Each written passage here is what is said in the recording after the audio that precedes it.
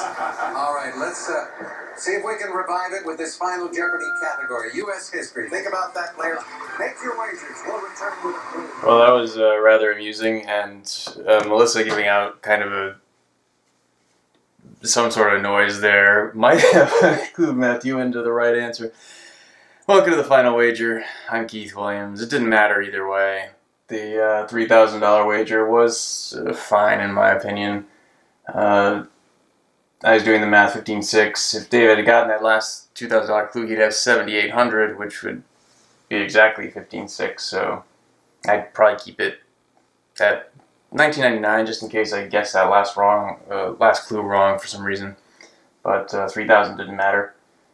So very similar scores out of our trailers from yesterday, or from 2 days ago, I should say. Well, maybe. Well, definitely 5,000 yesterday and 5,800. Jonathan Capehart had, what, 6,600? Something like that. Anyway, another lock and a nice comeback by Matthew there at the end. The Mad Anthony Wayne clue reminded me of the night before my first day of taping the College Championship 2003. I was watching Jeopardy with two other contestants, one of whom I would actually play that next day, and a clue about Fort Wayne or Mad Anthony Wayne came up. I think it was asking for Mad Anthony Wayne. I think he gave Mad. It was 2000, and I made the mistake of saying the answer, and neither of them knew it, and I think it really intimidated both of them, or at least one of them, because after the game the next day, this player said that he didn't want to play me just because of that. So that was fun, but I would never, if I'm watching with people I might be playing with the next day or in the coming days, I wouldn't give away anything just because it's additional information. So actually, I watched Jeopardy, I think maybe 6 or 7 other TOCers the night before we taped our TOC, and I think it was the most quiet I'd ever seen an episode of Jeopardy, especially with the amount of brain power that was in that room.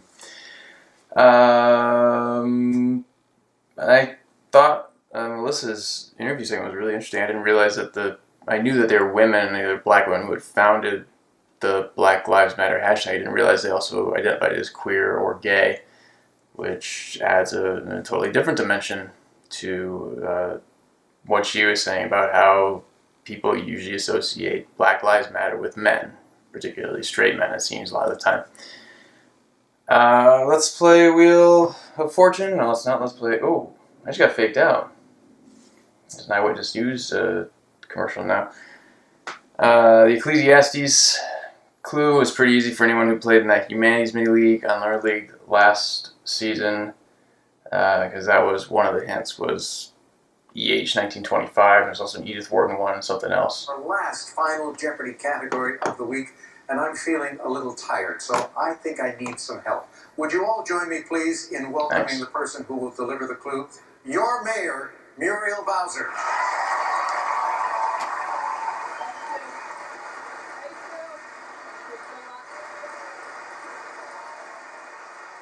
Now the clue. In 1790, a deal made Washington the nation's capital. The room where it happened was at Jefferson's house, and the negotiators included Madison and this cabinet member. You have 30 seconds. Good luck.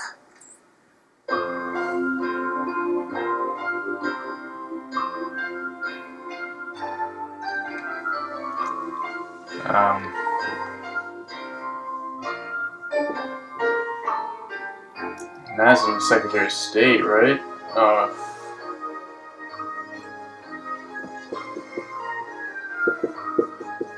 It's the only other one I can think of. Secretary of the Treasury. Adams, I guess technically McKenna, but not really. Melissa, we come to you first. You were in third place with 5,000. You wrote down Alexander Hamilton. Yes, that is the cabinet member. You're right. Well done. You earned $1,000. Didn't matter for her. She'd only get 10,000 anyway. 5,800. He wrote down Alexander Hamilton. Well done. Your wager. Everything, please? All right. Someone finally did it right. And that's what what your charity will receive because Matthew Weiner could not be caught. But did he come up with the correct response also?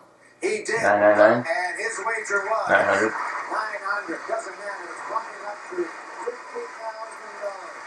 Melissa, your charity gets $10,000. Your Honor, thank you so much. And thank you, ladies and gentlemen, for a great reception here in our nation's capital. We will see you here next year. Take care, everybody. Oh, will you really? That's interesting. Well, Muriel Bowser actually came up as a trivia question at pub trivia a couple months ago, and I think she was lumped in with the mayor of Cleveland and some other mayor, a female mayor, and we didn't know any of them, which was kind of embarrassing. But local politics often aren't something that I follow. You know, maybe I should have known that there was a female mayor in one of the most important cities in the United States. That was Washington, D.C., by the way, just to clarify among those of you who thought I might be talking about somewhere else. I found it interesting that David and Melissa are both two people who had been jilted by NBC networks recently, in the last couple of years anyway. Melissa earlier this year, kind of getting shoved to the sidelines on MSNBC, and David, of course, having hosted Meet the Press right before Chuck Todd, so it would have been fun to have him as a third podium here, but we had Matthew instead, who takes it down, $50,000 for his charity. Congrats. And on Monday, we have a 5-time returning champion in Buzzy Cohen, so I'm looking forward to that. I'm looking forward to the weekend. Oh yeah, Brooklyn half, running it tomorrow. Wish me luck. We'll see how it goes. That's why I'm wearing this, I guess. So, yeah, have a nice weekend, and we'll catch you here on Monday on the Final Wager.